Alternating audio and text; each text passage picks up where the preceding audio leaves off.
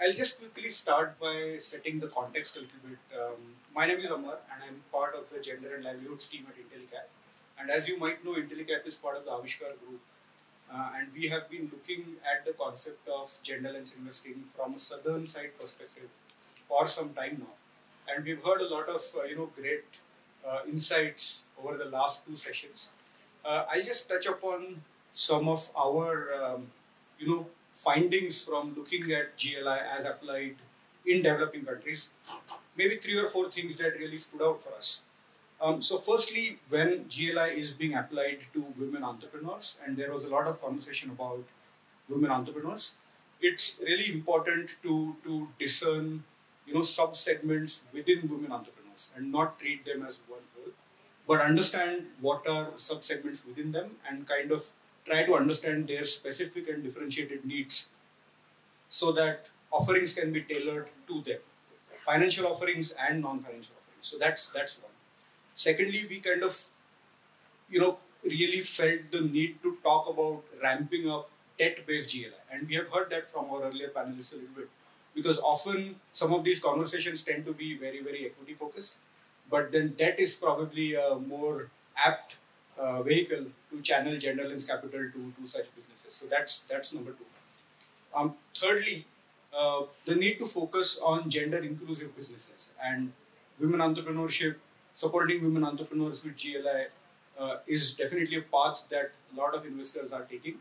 But it's also equally important to support gender inclusive businesses, because if the ultimate aim is to meet SDG 5, then that is probably easier done at scale by supporting gender inclusive businesses than only women entrepreneurs. So that's number 3. And the last one, which is probably most relevant in this case, is the role of the ecosystem. And we have spoken about ecosystems as applied to entrepreneurs, entrepreneurial ecosystems.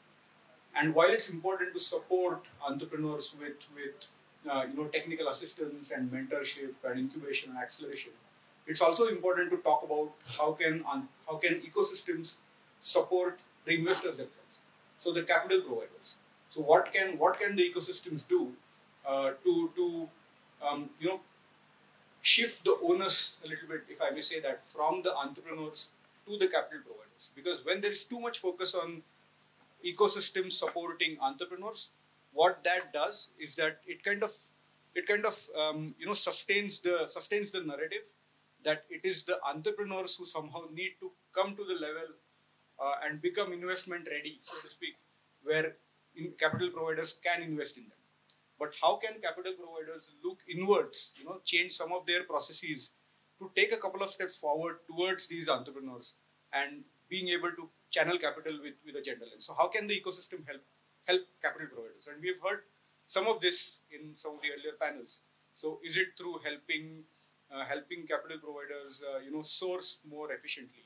Is it by helping them do gender inclusive due diligence a bit more efficiently? Is it by helping them capture gender impact data a little bit more efficiently? So these are some of the ways the ecosystem can work. And I think we have a great panel here today with voices from across the spectrum.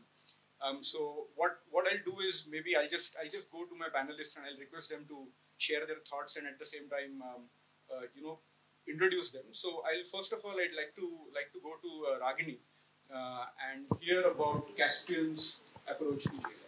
Great. Thanks, Amar. At Caspian, we have investors like FMO, Triodos, and other.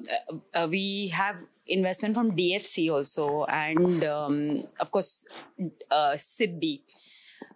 So, like FMO said, it wasn't investor driven. For us, we feel this is the right thing to do. In a way. So we didn't have any targets or anything. So our parent is a B Corp certified. So all our policies are anyway in the sense screened for that. And we of course meet all the investment criteria for all these things. But the difference that we feel we did was that we did not, it's very easy to do it in the letter. But we thought we want to go beyond and do it in the spirit. So, And before we can start propagating it to our enterprises, we thought we have to put that mirror on ourselves. So we started with ourselves and, systematically built a culture where now we find that 58% of our senior management is women. 40% of our total staff is women. We have women in board, investment committee. So it's sort of, so that was the first thing, because before we start. Then secondly, in our impact indicator, impact intake, when we select an enterprise, we that is sort of a basic form where we look at their HR, governance, impact potential, and at least they all have to meet the regulatory requirements. So there are 2-3 companies we had to reject because they didn't have maternity policy of 6 months, and they didn't want to even they didn't have intention to increase it also.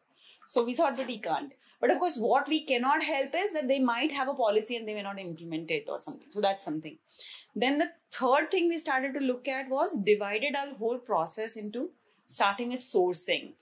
That, it's not a good way to say, okay, we don't have a pipeline, so we are not going to, we have to make an extra effort, Go find where the women entrepreneurs are. Don't wait for them to come. So we got ourselves plugged into any incubator or accelerator working with women. We thought we'll invest with our time, our mentoring, our this, so that women know that if they have, they have a business which is debt ready, they would think of us. So that is how we did in the sourcing part. Just be where we are going to find women entrepreneurs. Second thing that we did, and I think, Jenaan, you will appreciate this, most of our incubator accelerators do not integrate gender lens in their sort of curriculum. So it's like a standard curriculum. You have the product development and you have market research and all that, and HR and business plan, but they don't look at it from a gender lens and how it can be integrated. It is not like a women thing, HR thing, but it can be how you do your market research, you test your products, things like that. So we got incubators to include this, and we were successful with 2 incubators to have this gender lens program, so that every entrepreneurs have access to that. So that was on the sourcing part. In our due diligence, our credit facing team, 50% is women. So that sort of helps. And then we get gender desegregated data from all our investee companies on everything, board, ownership, customers, employees, and that's how we track. And of course, just one data point in our, if we receive 100 application, if they are men founded, 18 are likely to qualify because we have very strict standards for that. But what we have seen with women founded companies, the success rate is 33%. So that's what I want to stop here. And okay, great. Thanks a lot for that. I think we've touched upon many things, and I'll come back to you for more thoughts. But you said something very interesting about making this gender inclusive incubation available to all entrepreneurs. Correct. So not just women entrepreneurs, but how can we make all businesses gender inclusive? Yeah. Right. So that's where I would like to bring in Jenaan and hear a little bit about Villgro. And since you straddle both the investment and the entrepreneurship ecosystem sides. Sure. Yeah, thank you. Ragini, very interesting to hear that. So, when Villgro started looking at, as an incubator, as one of India's first social enterprise incubators, how are we going to sort of, play a role in influencing the whole incubator ecosystem when it comes to gender inclusion? And as Ragini said, we did the same thing. We first looked inwards. We changed our board composition from completely male dominated to now 50% representation of women. Middle and senior management in the organization has, at the moment, I think 45% representation. And throughout the rest of the organization, we've always somehow attracted many, many women to work with us. So that's always been great. So that was the first thing we did. And I see how, even those first initial steps play a big role in how the entire organization moves ahead in terms of looking at having gender smart incubation, what kind of enterprises we're supporting, working with women entrepreneurs. So specifically, our strategy in gender inclusion has 3 pillars. The first is making women entrepreneurs successful. So we really focus on market access, because one of the things we learned through the women entrepreneurs we've worked with in the past is that there's a lot happening in the early stage space when it comes to grants and different types of competitions. but when it comes to getting a foot in the door with a big customer, that's what's really lacking. So we are focusing our work with women entrepreneurs on market access. The second thing is we look at how can healthcare in terms of solutions for women be more accessible, especially to low-income population from a perspective of inclusion of women in the workforce. And the third piece, which is what Amar, you wanted me to talk about a little more, which is on actually being able to have gender smart businesses, right? So we started this a couple of years ago. In fact, we worked with Value for Women initially. They helped us in fine-tuning our incubation strategy to make it more gender smart. And what we did was we looked at across the value chain of 6 enterprises that we work with, how can women become part of the value chain, right? How can we have more women coming in? And it started with something as simple as, working with these enterprises to see gender disaggregated data, both within their teams, but also amongst their customers, right? And for many of them, surprisingly or not surprisingly, the percentage of women customers, women end users were very high, phenomenally high enough to consider them a valid customer segment. So when we switched the narrative from saying you must do gender inclusion for X and Y reasons to say you're not looking at your customer segments in the way you should be. If 40% of your customer segment is women, but your entire sales team is men, your entire market team is men, you are marketing in male-dominated locations, all of your marketing materials have male representation, you are clearly not effectively marketing to a big segment of your customers. So we learned along the way that when you're talking about developing a gender-smart business, we at some point, unfortunately, need to drop the gender piece and just say, how do you do better business, smarter business? And when we started talking on those terms and started showing the data and letting the data speak for itself, many of our enterprises themselves said, okay, this makes sense. And in fact, the market partnerships that we were bringing on board, they also saw, the market partners saw that, hey, we too have seem to be missing this. And they came to us and said, can you train our entire sales force on how to sell to women? This is a distributor working across rural locations that has a portfolio of appliances which is enabling livelihood opportunities in rural areas. The entire sales force in the north, about 100 folks, in the south, about 80 folks, all men. And they decided to say that, okay, I think number one, we need to be hiring more women. And number two, we also need to be placed in positions, where women frequent. So we worked with folks that were able to then have women commission-based sales agents.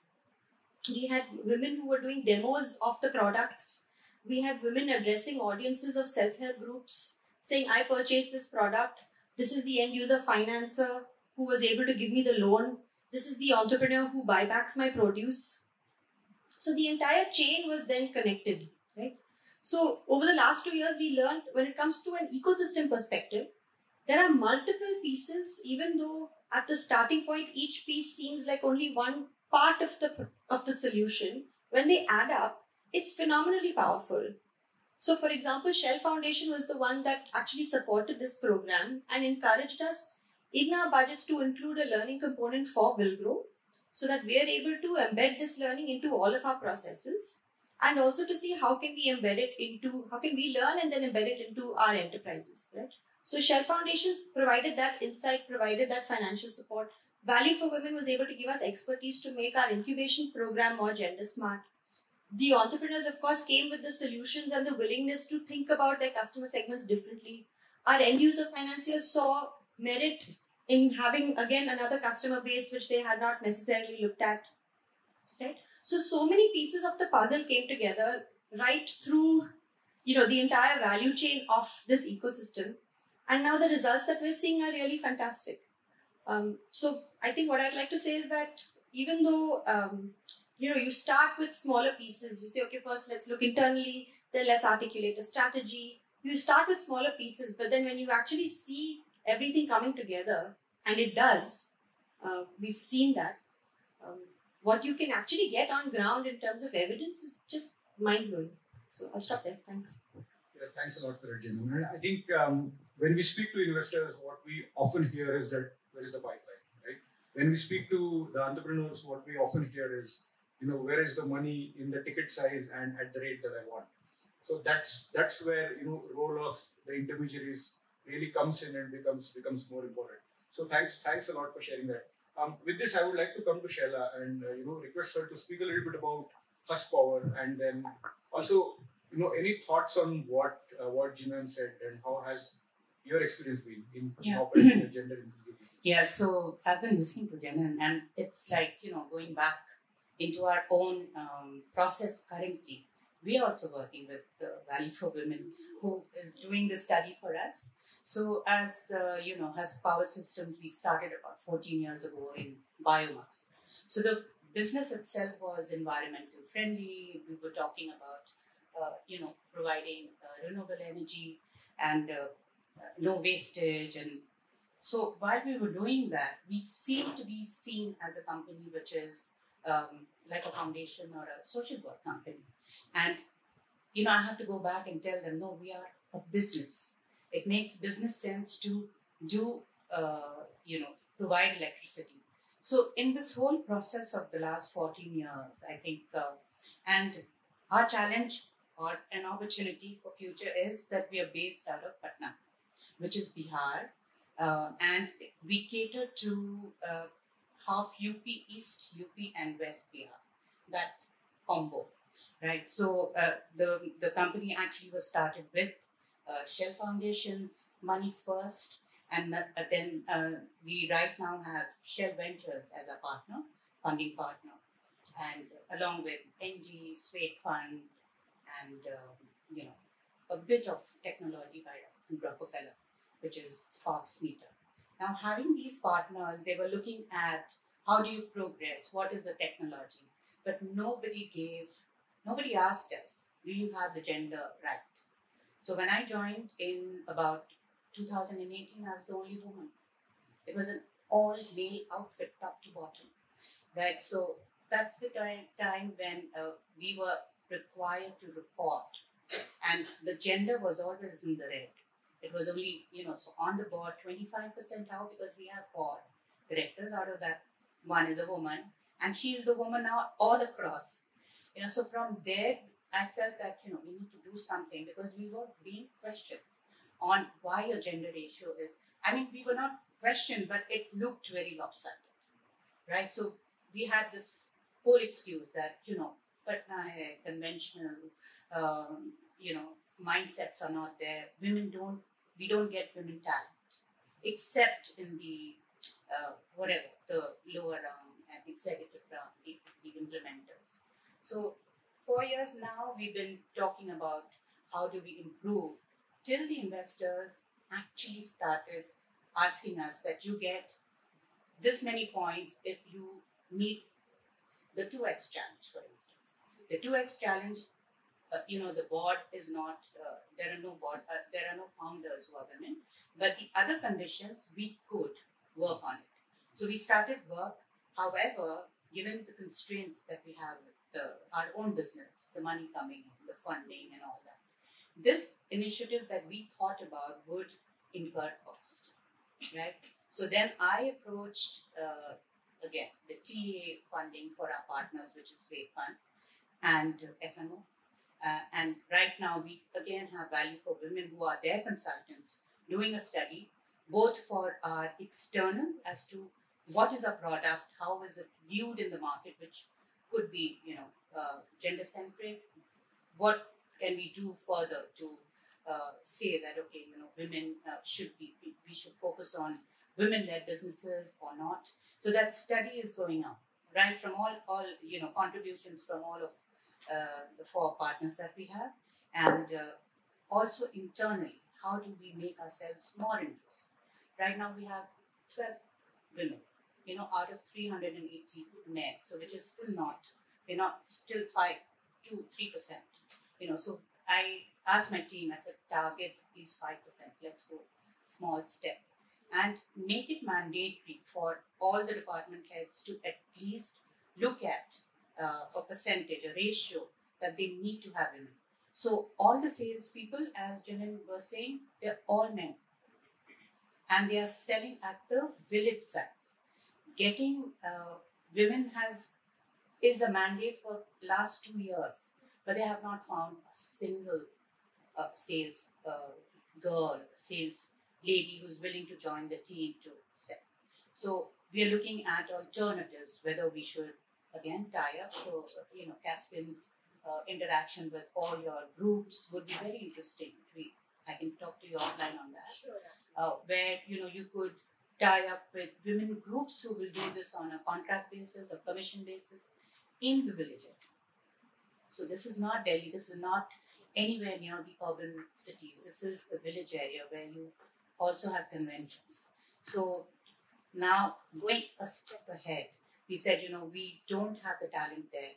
We need to, train, get people, train them, train the girls, focus on sponsoring probably a section of women in technical skills, tie up with the ITI, have our own technical, because we have a good technical skill lineup in our company itself, open a training center which only focuses on training women from village to village, giving them that and then giving them a job. So how do you then let the community also agree that they will send their daughters, or they send their, even if age is not a bar, they'll send their daughter-in-laws to our training center. So making that whole environment safe. So it's going, we're thinking a little ahead as to just to generate, more women workers for us. We need to also create the pipeline, the training, the branding of the company as such that women are attracted, that the community is attracted to, send their daughters and daughter-in-laws to work with us. Got it. Thanks a lot. I think you have covered, many important aspects in the sense that it kind of brings to the fore the importance of context, right? I think on the earlier panel we heard a little bit about, or we heard from Anne-Marie about, regional disparities. That's right. And it's very important to be very contextual. And this top-down approach might or might not work, and what else needs to be done so that it works. And it kind of also makes me think about the gentleman who spoke about government's role, right? Maybe the government has a role to play here. Maybe some of the other things that support GLI can be done by the government, and maybe it's a more longer-term intergenerational project. And Ragini, you mentioned earlier about working on healthcare. So so I that's what I want to hear from you. Yeah. But before you, I just wanted to let you know. But before that, I would like to come to Ranjna and hear a little bit about what you are hearing as an industry body from impact investors and what are their challenges. Yeah, thanks, Amar. And I think an excellent panel, and I think I'll go a lot richer in insights from my fellow panelists. I'd say, as IIC, we've been an ecosystem builder, and we are collecting data in terms of the investment trends within the impact investing industry now for close to 2 years. And I think a year back is when we thought that, we want to make significant efforts in terms of measuring or seeing where does the industry actually stands in terms of gender parity, in terms of, gender lens investing or gender smart investing. Where do we actually stand?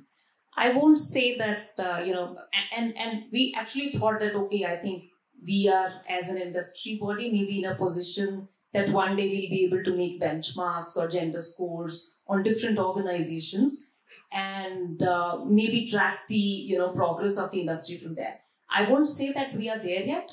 I think it's a work in progress, but I think what we started doing as an industry body was that we started seeing that whatever investments are happening, what kind of, just to start with, I think how many women entrepreneurs were getting funded. Our first initial, report which came out for the year 2021 actually presented the data as, 1 out of every 5 entrepreneurs funded was a woman entrepreneur. We know it's a very one-sided kind of definition, and it's not enough. So what we're trying to aim to do is go deeper into that. Actually look at all the investments and see how many products and services are women focused or gender smart or gender inclusive. I think our 20% data looked too good actually to be true. And now the numbers we are actually looking at is I think less than 10%. So only 7% of the enterprises which got funding in the last, say, 1 year or so had, women focused or women smart products and all of that. And that's just one part of the story.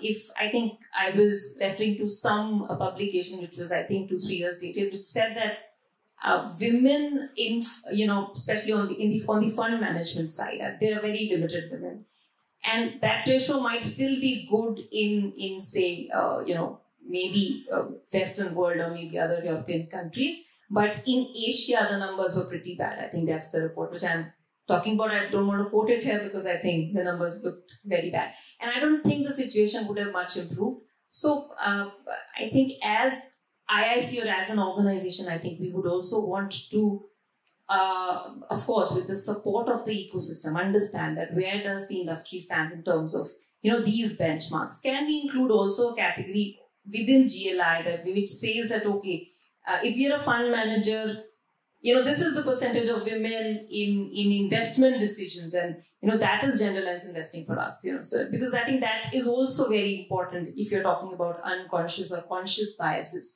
And that is where the industry right now, where it is.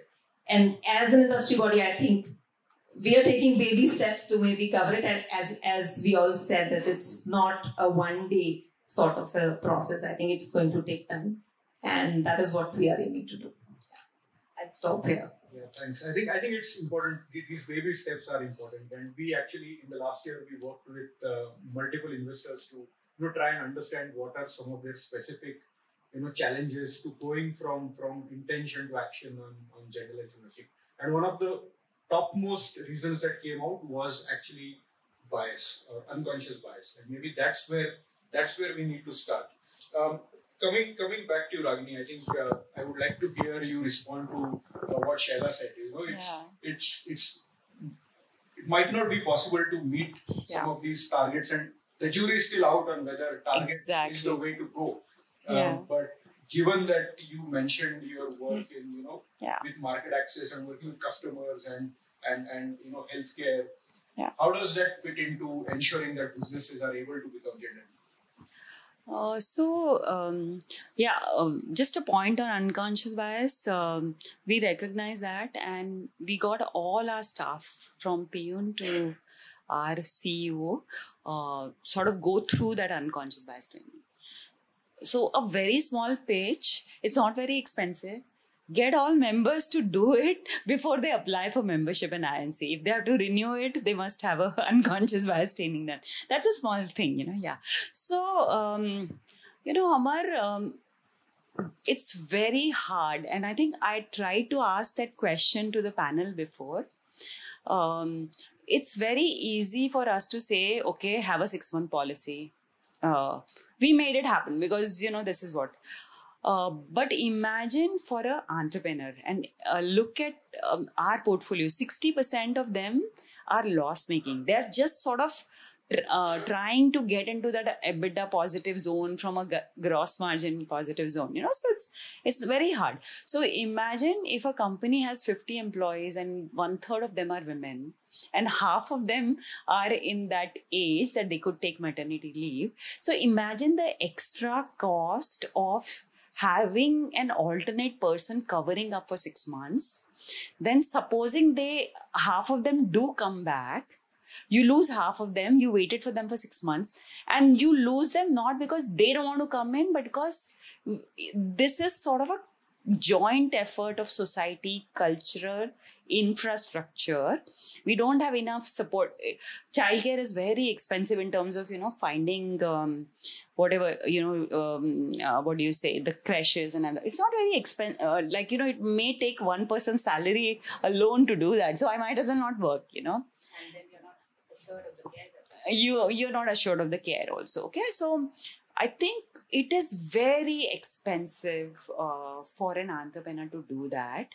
And I'm happy to hear that Husk Power's investors are actually saying that we will If you are 2x qualified, then you will get something out of it or more investment. But I don't know how many entrepreneurs that cost is worth it, because the jury is still out on the business case. It's very good. Equality is fair. Access to opportunity and all that is given. We must try, but there is a cost to it. So why, will I choose a loss-making company continuously if they can't repay my loan, but they have 100% women staff? I'm not sure, because my investors are going to look at my NPA and not lend me next time. Yes. Yeah, so I think that's the reality of it. So even I experience it on a daily basis. The convention that we talk about, the thought process is not only in the community. We are part of that community. So convincing the CEO to the country director to go for these initiatives is, I have to show them a cost-benefit analysis before they agree. And they're not looking at women inclusiveness or not. They're looking at, okay, did we make a profit at the end of the day? So unless you're talking money, which is in the green, they're not going to listen to you. Because we're short of money, as she says. So it is always the bucket of must-have, good to have versus whether the rest of us are going to survive this. It is a question of survival.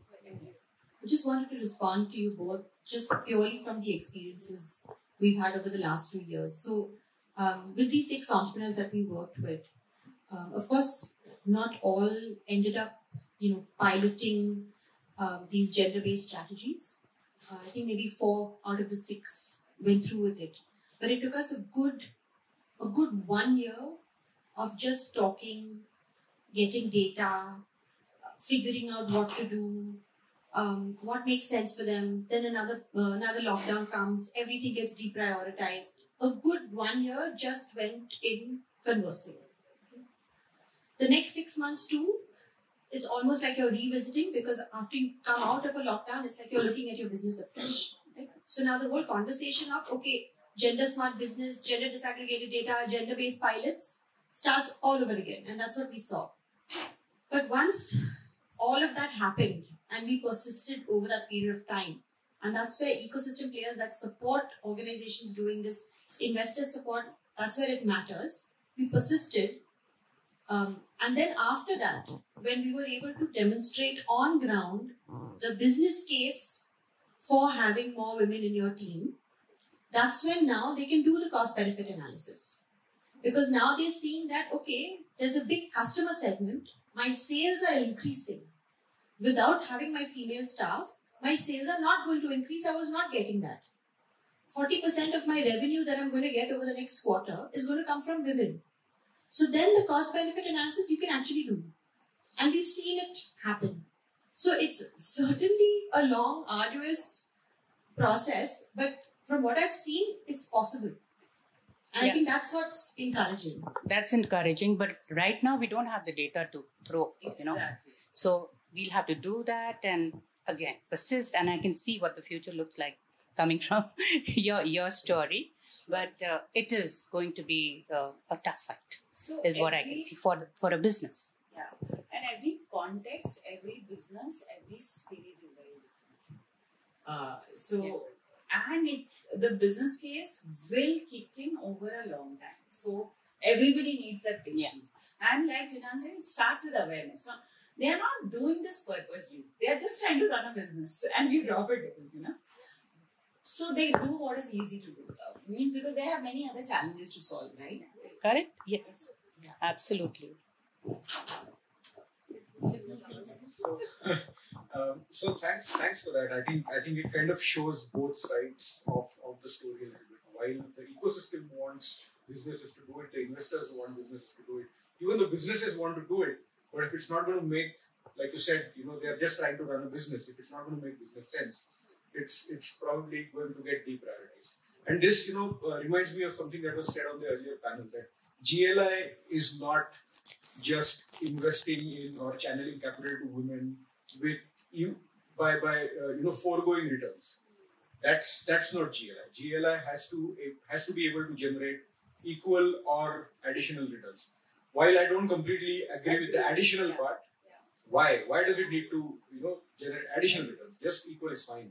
But still, it's not GLI just, giving away money just for the sake of channeling more capital. So with that in mind, and Ragini, you said that for Caspian, it was something that was probably not LP driven so much. It was already in your DNA. So what message would you give to other investors out there who are looking to go from intention to action on GLI? How should they go about it? I think putting the spotlight on yourself first. Starting, every charity begins at home. Look at yourself. See what is stopping you from getting more women. Is that your policies? What is it that is not? So search extra, because you are in the position to do that. Before I go ahead and tell an enterprise, it has to start at home. So I would say that start there, identify and look at every policy and see what is it that we can do in spirit. And intention has to come from the top. And I think it would have been better if Abhishek was in this panel, because he's our MD and CEO, and that's where. So currently he's thinking that, this woman has come back from the maternity leave. We are great. But what is it that we can make to keep her there? So can we extend the work from home for 18 months? Then we tell them, what about other men? Then he thinks, yeah, we need to do that. So there are additional costs. So, but the intent is that we want to do it. So I think we have to start from ourselves first. All right. Shaila, does that sound like something we are already doing? We've already started with the help of other partners as well. But this is only the study phase. I am afraid when the time comes for implementations, or, I just know what they're going to tell us, what are policies, because it's going to be through the gender lens. And having heard all this and, kind of also experienced in the last many companies, this is how it's going to look like. Because when the extra bit that comes, it has to be at our cost. Yeah. So do we then get the partners to fund that? Mm-hmm. Do we get, tie up with other foundations to look at the product being subsidized for women, so that we can, at least the start is there to, just get the start on it. So that is there. So that's what I was saying. Maybe the investments need to think about going that step forward and saying, beyond the study, beyond the implementation, how do you do that? What is the help that they will then give as an extended fund or an extended, so just not looking at, and whether you are inclusive, but are you trying to become inclusive? What is your, what are the projects? Does it make sense? Does it match with your own, values? And then go ahead and do that before they become, so gender-centric and inclusive. I will come back to you a little later to, hear from you what message you would give to an investor. We've heard from her, but I'll come back to you. But, I would just like to, bring in Ranjna here. Does this sound realistic? Is this going to happen? Because if the expectation is that investors engage with communities, they engage in intergenerational questions, they engage with the culture of the place, is it in their mandate to do it? And do you see investors doing that? I think there is no generalistic answer for that, Amar. Of course, I think we see organizations, which are at, one extreme of the spectrum. And I think we have examples right in front in our member base as well, right? We have Caspian doing, enough and more. I think they're the first ones, I think, probably to think about this. And Avishkar Group, you should also see, right? I mean, they're very, of course, and I think in terms of, gender parity or gender-based policies and all, they're there. Is it, prevalent across the spectrum? Probably not, or not. I think it's not, it wouldn't be right to say that, everybody's there right now. And that is what our concern was also, I think, initially when we were talking about if India is ready for gender parity or genderless investing, maybe not. But I think unless we start thinking about it today, unless we start saying benchmarking that, okay, this is where our right now today, but I think in the next 5 years, this is what we are going to do to maybe reach from an X to Y. That is what is probably going to make a difference. Yeah, but I think that is what we also hear from ground or what we hear from investors as well. Yeah. Got it. All right. Yeah. Do you want to comment? All right. I thought let Jenaan. I want to actually respond to Please. Ranjna.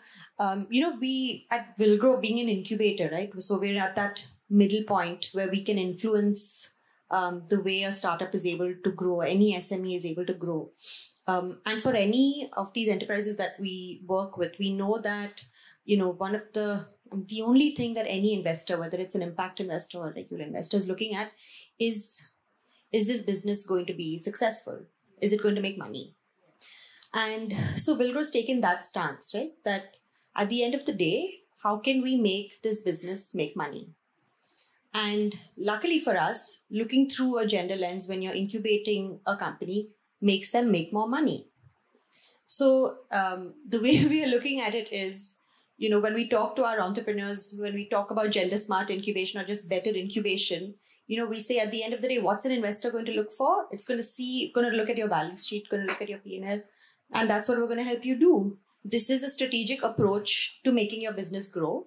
And I think that kind of language and that narrative is something that really works. And I'm hoping that over a period of time, once this narrative goes on and spreads, that investors too will start to say that, hey, are you looking at women as a customer segment? Because, that would make your business do better. I'm hoping that it comes to that soon. Right. So kind of, using a gender-aware business model canvas. And just one plug to what Shaila was saying,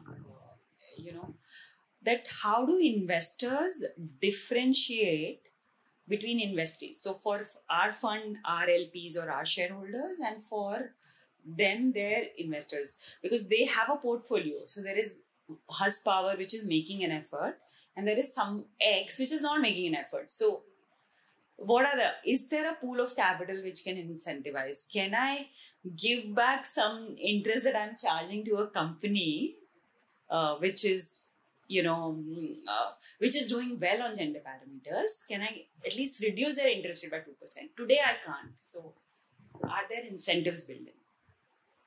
Got it. So I'm very mindful of time and I want to have some time for audience questions. So I know we have a rather thin audience, but I think it will be great if anybody has any questions for any of the panelists, please. Yeah, go ahead. Go first? Yeah. Ladies first. Always. Thank you. Very inspiring discussion. So I'm Delphine. I'm working for the European Union. I'm based here in Delhi at the delegation. I know a bit Husk Power actually through our engagement with Electrify. I wish there will be a time in the not so far-fetched future where your CEO or your 283 men come instead of you on this panel, so that it will really show how important the issue is for them. So I think we still have a long way to go. But thank you for being there this afternoon and holding the flag for women empowerment. I work for the EU, and more we work through blended finance.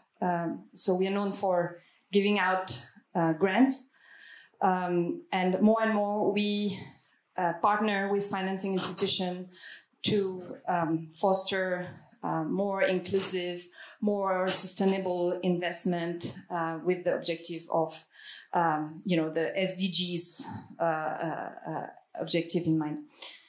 As a EU, based here in India, and one thing that was apparent in the discussion you talk about, it costs money to have women in your workforce, right? You have these ladies who go on maternity leave. Now, as an investor, as an entrepreneur, you need to factor this in your sort of cost. So is there any platform, is there any specific interlocutor where we would also need to sort of go and talk to sort of shift some of these policies and regulation to have these underlying issues addressed? Because we're talking about paid maternity leave, we are talking about, creche and early childhood system in place to allow the woman here in this country to sort of embrace, job. So, I mean, as being in the game, I mean, who do you talk to? Where are you trying to, bring that conversation so that the more systemic issues are also being looked at? Because you can't put all the blame and all the responsibilities on the entrepreneur and on the private sector, right? Of course, there is a strong role for these to come into action, but there is also a role for government and institutional stakeholder to also act. So that's my question. Thank you. Yeah, so I'll make an attempt. So see, just simple, paid maternity leave, 6 months, a diktat, great, wonderful. But it actually reduced women's workforce participation, right? So what if this 6 paid maternity leave was for parents? It's a parental leave, so you share it. So when I'm looking at interviewing a 30-year-old man, I know that even he can go for 3 months paternity leave. Then you're fine. So that's the first thing that So it is women and child development. So different stakeholders here, women and child development. Then the other gentleman from Janagra. So there would be urban planning. Like as an entrepreneur, I can't worry if my shift lasts at 8 o'clock, if the woman is going to find a bus stop which is lighted, a public transport. So the urban planning, so there are different stakeholders who need to bring gender lens into everything that they think about. Yeah. Yeah, mine is more of an observation than a question. There's one side of saying that gender lens investing on a company, and there's also the other dimension of investing for a cause, right? Which helps women. Agriculture, for example, horticulture, agriculture across value chains are women driven, are powered by women. Mostly the sorting, grading, picking, plucking is all done by women, right? So anything that we do to help that cause, reduce the drudgery, reduce their is a valid cause. In fact, Villgro has helped us to that extent. We are one of the incubating companies that we are, that has opened a market for us. For example, we're building these solar powered cold rooms for women farmers of Odisha, thanks to Villgro. Has that given us a lot of additional revenue? No. Has that opened a market? Sure. Because we're doing 5 SHGs in Odisha and there are 7 lakh of them. Are all of them our customers? Perhaps not. But even if you're catering to 20% of them, that's fine. That's a huge market opening up. And all these are women powered, and we are making their life that much easy. So that extent, it's not only necessary that we have women on board, that's fine. That's also important. But if we make somebody else's job easy, thanks to people like Villgro and GIZ and people like those, then we are doing an equally important job, I guess. Please do something for rice farmers, women rice farmers. They do replanting and it breaks my heart.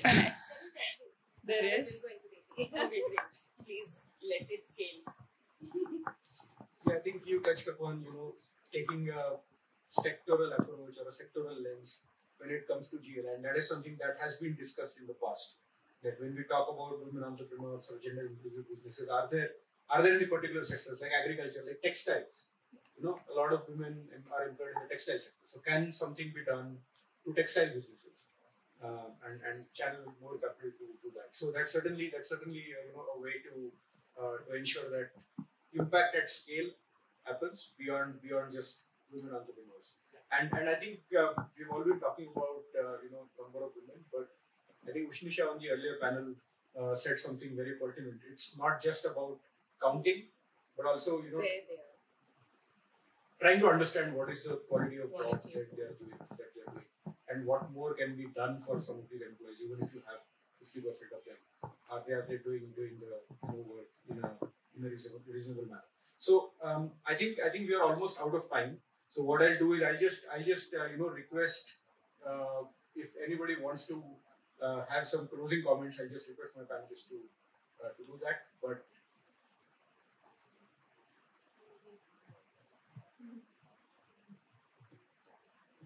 okay, let me try to so where do you see the sector 2 years down the line when we are at Prabhav again? What do you think would have changed? Well, I think one of the data points that you talked about, Ranjna, was just shocking to me. Not just about the number of women entrepreneurs that are supported by investors, but also the number of solutions in impact investing that are for women. I was terribly shocked, also because our experience in Villgro is so different. I guess perhaps because, we've been a social enterprise incubator for many, many years, and perhaps, we're fortunate to have a good pipeline, but I think at least 50% of our portfolio at any given time has been able to support, more women, either through livelihood opportunities or bettering health outcomes. So I think I would love to see 2 years from now that data point change. And I think there's a lot that as an organization we're willing to, share in terms of knowledge, in terms of what gender smart, incubation we carry out, in terms of our pipeline. That's why we run something like iPitch every year, because we get such a fantastic pipeline and we're able to incubate, only 30 every year. There's a lot that Villgro is willing to do to help either impact investors or other incubators along that journey. So that's I'd like to leave an open offer for that. That's my ending comment. So lowest hanging fruit, Ranjna, plenary session on gender. I was going to say that. I was going to say that. I think collaboration. Like, we can do a lot if we collaborate across. There's so much learning out there. Intention and collaboration. And communicate with the right. I think limited point. I think I would also like to see more gender balanced audience also in the room. A much bigger, wider audience, and as gender balanced, I think, as we would want it to be. Yeah. So I think. Ditto. And also the investing partners, so to say, see beyond just the inclusiveness of the company and enable them to go out of their comfort zone to the communities where they can actually build, the next step. All right. Thank you, everybody, for your time and such an engaging conversation.